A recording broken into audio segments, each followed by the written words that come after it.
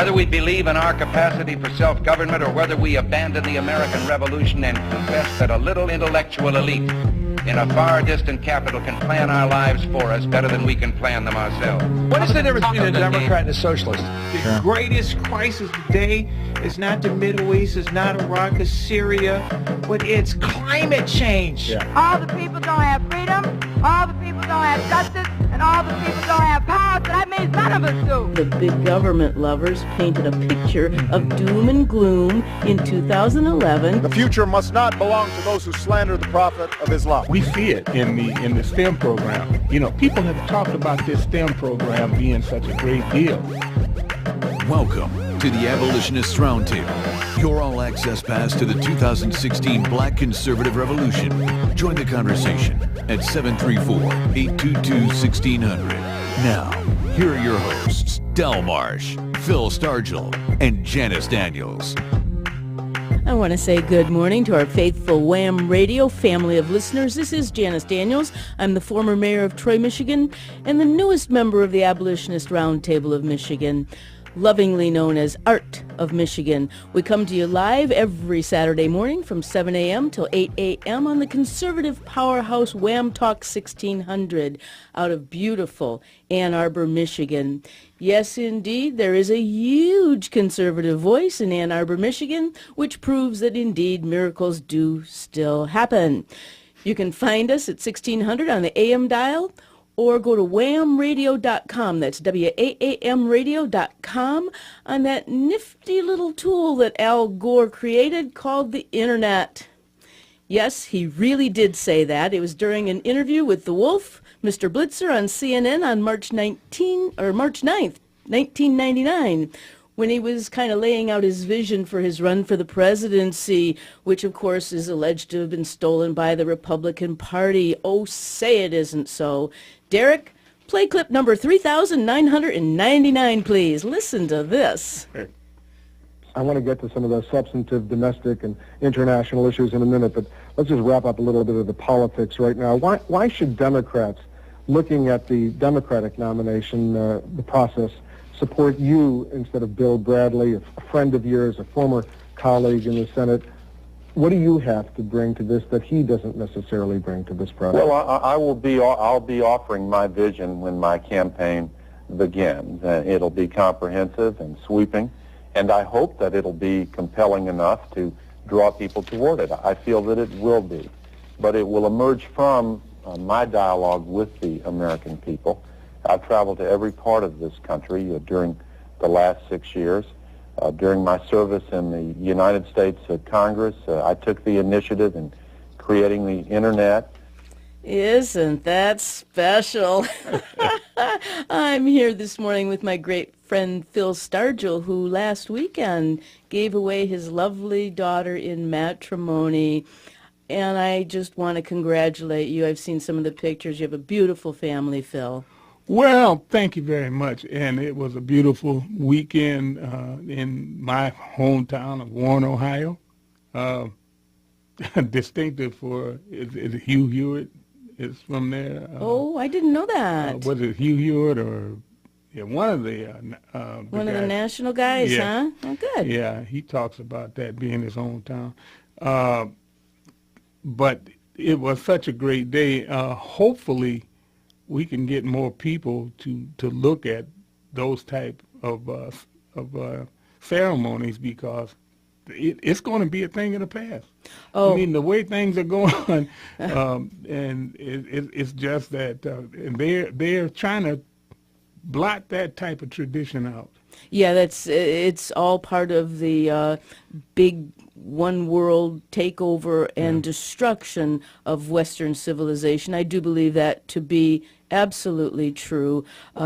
This morning, I'm not sure where our buddy Del is. He's kind of missing in action, but we want to give a call out to him and pray that everything is well. And if he has a chance, give us a call.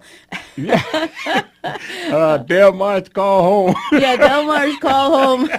Anyway, this morning I'm sitting in the captain's chair, as you can tell, so I got to set the agenda. And I have some important issues that I want to bring to the roundtable for discussion. Now, we can talk about some of the distractions of this past week, which bathroom we want to use, who died last week. Did you know, Phil, that at least 150,000 people die every single day around the world? So we want to give our condolences to each and every one of them, every day, every one of them. Or we could talk about the Earth Day doom and gloom predictions from 1970 that never took place. Right. But what I really want to talk about first is the incestuous relationship between big government and Wall Street. Yeah. The Byrne is right about that. Bernie Sanders is absolutely right about that, but the problem is he blames Wall Street. I blame big government. And his solution is predicted. What he wants has been predicted. We know about the naked commune, and all of that. Oh, absolutely. And his idea is more government. That's right. Which is the worst solution for the problem. I mean, that's going to make the problem worse. Yeah, it's not a solution at all. It is a part of the problem.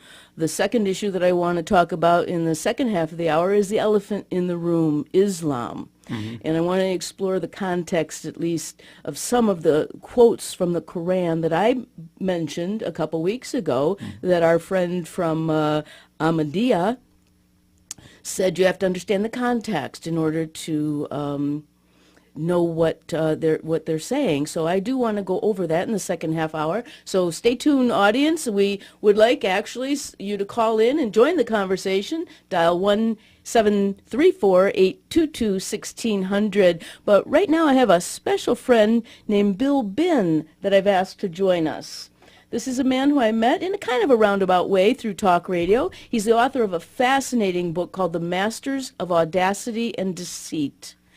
Get your pencils and papers out, ladies and gentlemen in the audience. Write that name down, The Masters of Audacity and Deceit. It's a great read. It details the events that took place and the people who caused the events to took place that led to the great, historically significant housing crisis of 2008 and the ultimate election of Barack Hussein Obama.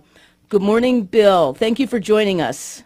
Good morning, Janice. It's a pleasure to be with you this morning. Thank you so much. I have to tell you, your book is on my favorites list. There is no doubt about it. It is very well written. It's studiously footnoted, and it tells a compelling story of what's really going on in the smoky back room of politics as usual.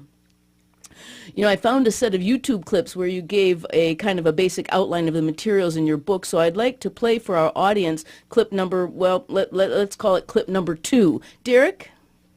The second thing that was really key that got me into the writing and potentially publishing mode was the discovery that Wall Street was in fact a huge supporter of the Democrat Party and Obama and not the Republicans. And I honestly had thought it was just the opposite, because we tend to identify Wall Street with the Republicans for some reason. In the book I have the contributions that were made, and there's absolutely no question that the key Wall Street firms, Goldman Sachs, J.P. Morgan, those people that you hear a lot, not only themselves were huge contributors to the Democrats in 2008, but their CEOs were also huge contributors, and those are the same CEOs that you hear today showing up for meetings in Washington, D.C.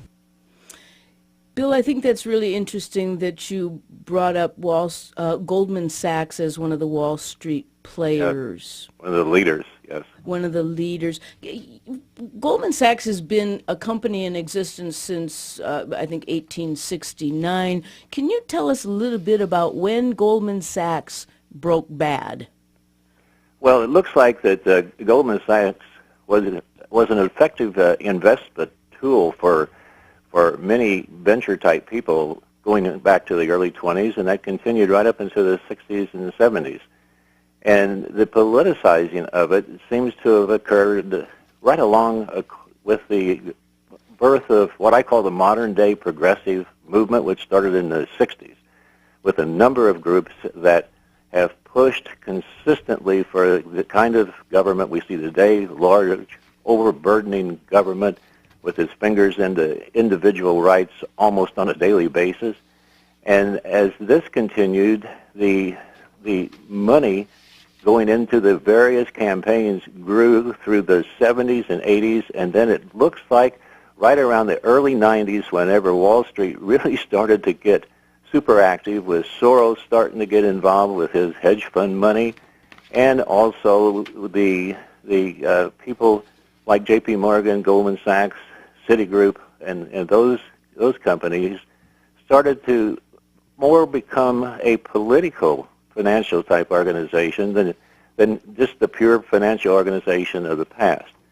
This was probably accelerated in the late 90s whenever laws were changed which allowed these investment type banks to also be commercial and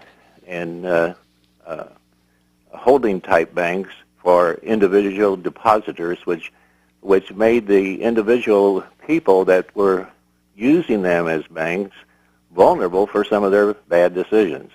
And that added to the political nature of the financial industry on Wall Street. So I think it really blossomed in the 90s under the support of people like Bill Clinton and Barney Frank and company, Chris Dodd, and has continued to this day and really reached a pinnacle with the support of Obama in 2008.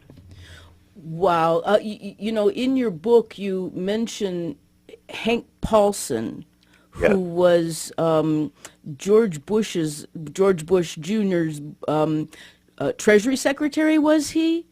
Yes, he was.